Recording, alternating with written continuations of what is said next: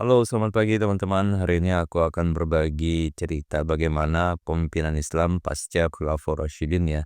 Jadi ada beberapa pemimpinan. Yang pertama itu adalah masa Muawiyah bin Abu Sufyan. Ini biasa kita kenal dengan dinasti Umayyah. Ini tahun 661 sampai 750 Masehi.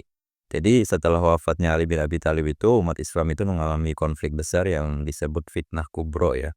Dan Hasan bin Ali, ini anaknya Ali bin Abi Thalib itu sempat diangkat sebagai khalifah, namun ia memilih berdamai dengan Muawiyah untuk menghindari pertumpahan darah. Jadi Hasan ini cucunya Nabi, mundur sebagai khalifah untuk menghindari pertumpahan darah dengan Muawiyah ya. Jadi dengan syarat kepemimpinan itu kembali kepada umat setelah Muawiyah wafat.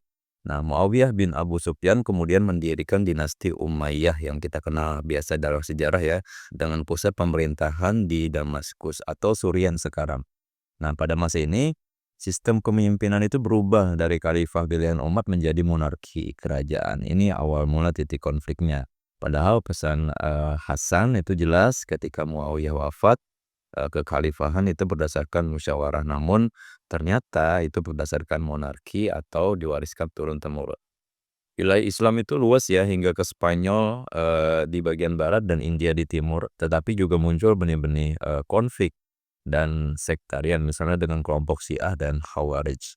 Nah, setelah dinasti Umayyah ada dinasti Abbasiyah ini tahun 750 sampai 1258 Masehi.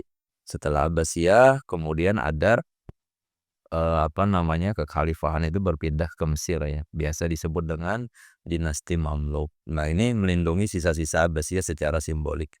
Lalu pada abad ke-16 itu gelar khalifah itu diambil alih oleh Kesultanan Utsmaniyah atau Ottoman di Turki ya. Ini adalah kesultanan Islam terakhir di Turki. Nah, Khalifah Utsmaniyah ini memimpin hingga abad ke-20 sampai dibubarkan oleh Mustafa Kemal Atatürk. Ini nanti kita bahas sejarah Turki lagi bagaimana kekhalifahan ini akhirnya dibubarkan hingga menjadi negara Turki hari ini. Kira-kira itu ya, mudah-mudahan bermanfaat. Terima kasih.